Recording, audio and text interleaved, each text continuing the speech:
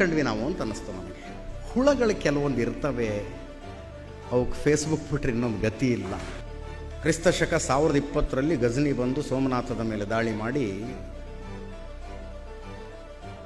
ಸೋಮನಾಥದ ದಾಳಿಯ ತೀವ್ರತೆ ಹೆಂಗಿತ್ತು ಅಂದರೆ, ಆ ದೇವಸ್ಥಾನದ ಬಾಗಿಲುಗಳನ್ನು ಕಿತ್ಕೊಂಡು ಹೋಗ್ಬಿಟ್ನಂತ. ಬಾಗಿಲುಗಳನ್ನು ಕಿತ್ಕೊಂಡು ಹೋಗ್ಬಿಟ್ಟ. ಅವನ್ನೂ ಬಿಡಲಿಲ್ಲ, ಹೊತ್ಕೊಂಡು ಅಲ್ಲಿ ಹೋದ, ಅಫ್ಘಾನಿಸ್ತಾನದ ಗಜನಿಗೆ ಹೋದ. ಆ ದಾಳಿಯ ದಿಕ್ಕು ಬದಲಿಸಿದ್ದು, ಹರಿವನ್ನು ಬದಲಿಸಿದ್ದು 1805 ಮಹಾರಾಜ ರಣಜಿತ್ ಸಿಂಗ್ ವಾಪಸ್ ಅಫ್ಘಾನಿಸ್ತಾನ ಗೆಲ್ತಾನೆ. ಗೆದ್ದ ನಂತರ ಆತ ಅಫ್ಘಾನಿಸ್ತಾನದ ಸೋತ ಸೈನ್ಯದ ಜೊತೆ 4 ಒಪ್ಪಂದ ಮಾಡ್ಕೊಂಡಿದ್ದು. ಮೊದಲನೇ ಒಪ್ಪಂದ ಏನು ಗೊತ್ತಾ? ಸೋಮನಾಥದ ಬಾಗಿಲು ವಾಪಸ್ ಕೊಡ್ರಿ ಅಂತ. 800 ವರ್ಷಗಳ ನಂತರ ಆತ ಮೊದಲು ಕೇಳಿದ್ದು, ಗಜನಿ ತಗೊಂಡೋಗಿದ್ನಲ್ಲ ಸೋಮನಾಥದ ಬಾಗಿಲನ್ನು ವಾಪಸ್ ಕೊಡಿ. 800 ವರ್ಷ ಯಾವ ಯೂನಿವರ್ಸಿಟಿಲಿ ಹಿಸ್ಟ್ರಿ ಕಲ್ತಿದ್ದ ಆತ? ಯಾರಾತನ ಹಿಸ್ಟ್ರಿ ಮೇಷ್ಟ್ರು? ಎಲ್ಲಿಂದ ನೆನಪಿತ್ತು ಅವನಿಗೆ? 800 ವರ್ಷದಿಂದ ಗಜನಿ ತಗೊಂಡೋಗಿದ್ದಾನೆ, ಅಲ್ಲ ಇಟ್ಕೊಂಡಿದ್ದಾರೆ. 800 ವರ್ಷದ ನಂತರ ಆ ಸೈನ್ಯವನ್ನು ನಾವು ಸೋಲಿಸಿದ್ದೀವಿ, ಈಗ ಬಾಗಿಲುಗಳನ್ನು ವಾಪಸ್ ತರಬೇಕು ಅಂತ. ಚಿನ್ನ, ಬೆಳ್ಳಿ, ವಜ್ರ, ವೈಡೂರ್ಯದ ಹೊದಿಕೆಗಳಿದ್ವಂತೆ ಗಜನಿ ತಗೊಂಡೋದಾಗ. ಎಲ್ಲ ಕಿತ್ಕೊಂಡು ಹೋಗಿದ್ರು ಅವರು. ಅದನ್ನು ಉಳಿದಿದ್ದು ಮರದ ಬಾಗಿಲುಗಳು ಮಾತ್ರ. ಪರವಾಗಿಲ್ಲ, ನನಗೆ ಸೋಮನಾಥದ್ದು ಬೇಕು ಅಂದರೆ ಬೇಕು, ವಾಪಸ್ ತಗೊಂಬಂದ ಆತ. ತಂದಾಗ ಇಲ್ಲಿ ಸೋಮನಾಥ ಮಂದಿರ ಇಲ್ಲ, ಗುರುದ್ವಾರದಲ್ಲಿ ಇಟ್ಕೊಂಡ್ರು ಅದನ್ನು. ಹಂಗೆ ತಗೊಂಡೋಗಿದ್ದನ್ನು ವಾಪಸ್ ತಂದಿದ್ದೀವಿ ನೋಡಿ ಅಂತ. This is civilisational memory. ಅದಕ್ಕೆ ನಾವಿಲ್ಲಿ ಕುತ್ಕೊಂಡು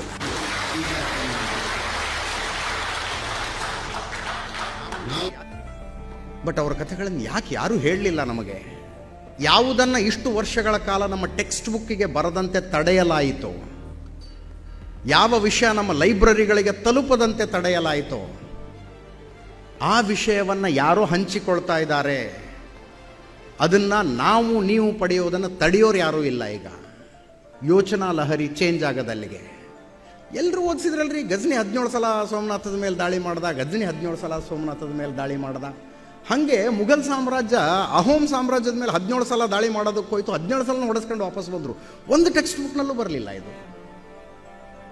ಮುಘಲ್ ಸಾಮ್ರಾಜ್ಯ ಅನ್ನುವಂಥದ್ದು ಯಾವತ್ತೂ ನಾರ್ತ್ ಈಸ್ಟನ್ನು ಗೆಲ್ಲೋದಕ್ಕಾಗಲೇ ಇಲ್ಲ, ಈಶಾನ್ಯ ಭಾರತವನ್ನು ಗೆಲ್ಲೋದಕ್ಕಾಗಲಿಲ್ಲ. 17 ಸಲ ಸೋತ್ರವರು.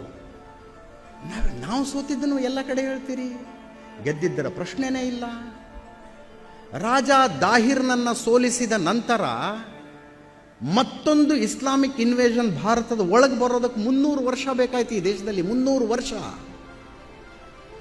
ಅಂಥ ರೆಸಿಸ್ಟೆನ್ಸ್ ಕೊಟ್ಟಂಥ ದೇಶ ಇದು. ಬಿಟ್ಕೊಳ್ಳಿಲ್ಲ ಒಳಗೆ. ನಮ್ಮ ಪರಂಪರೆ ಏನು, ನಮ್ಮ ಪೂರ್ವಜರು ಯಾರು, ಅವರ ಸಾಹಸಗಳು ಹೆಂಗಿದ್ವು? ಯಾರೋ ಪರಕೀಯರು ಬಂದು ದಾಳಿ ಮಾಡುವುದಕ್ಕಿಂತ ಮೊದಲು ಭಾರತ ಏನಾಗಿತ್ತು? ಆಶ್ಚರ್ಯ ಆಗುತ್ತೆ ಇವತ್ತು ಕೆಲವರು ಮಾತನಾಡೋದನ್ನು ನೋಡಿದ್ರೆ. ಬ್ರಿಟಿಷರು ಬಂದು ಎಲ್ಲರಿಗೂ ಶಿಕ್ಷಣವನ್ನು ಕೊಟ್ಟರು. ಬ್ರಿಟಿಷರು ಬಂದು ಎಲ್ಲರಿಗೂ ನಾಗರಿಕತೆಯನ್ನು ಕಲಿಸಿದರು. ಬ್ರಿಟಿಷರಿಂದ ಭಾರತಕ್ಕೆ ಟ್ರೇನ್ ಬಂತು, ಪೋಸ್ಟ್ ಬಂತು. ಬ್ರಿಟಿಷರು ಭಾರತಕ್ಕೆ ಯಾಕೆ ಬಂದರು ಅಂತ ಕೇಳ್ತೀನಿ ನಾನು. ಅಲ್ಲಿ ಯಾವುದೋ ಒಂದು ಅನಾಗರಿಕ ದೇಶ ಇದೆ, ಹೋಗಿ ಉದ್ಧಾರ ಮಾಡೋಣ ಅಂತ ಬಂದ್ರ ಅವರು? ಅಷ್ಟು ದರ್ದೇನಿತ್ತು ಯುರೋಪ್ನಿಂದ ಈ ಭಾರತದ ತನಕ ಒಂದು ಸಮುದ್ರ ಮಾರ್ಗ ಕಂಡು ಹಿಡಿಯುವಂತಹ ದರ್ದೇನಿತ್ತು? ಒಂದು ಅನಾಗರಿಕ ದೇಶ ಇದೆ, ಅಲ್ಲಿ ಉದ್ಧಾರ ಮಾಡೋಣ ಅಂತ ಬಂದ್ರ? ಹೋಗಿ ಆ ಯುರೋಪಿಯನ್ ದೇಶಗಳಲ್ಲಿ ಓಡಾಡ್ರಿ ಒಂದ್ಸಲ. ಹೆಜ್ಜೆ ಹೆಜ್ಜೆಗೂ ಎದೆಗೆ ಚುಚ್ಚದಂಗೆ ಆಗುತ್ತೆ. ಆ ವೈಭೋಗ ಅಂದರೆ ಈ ಕುಸಿತಾ ಇರುವ ವೈಭೋಗ ಅದು.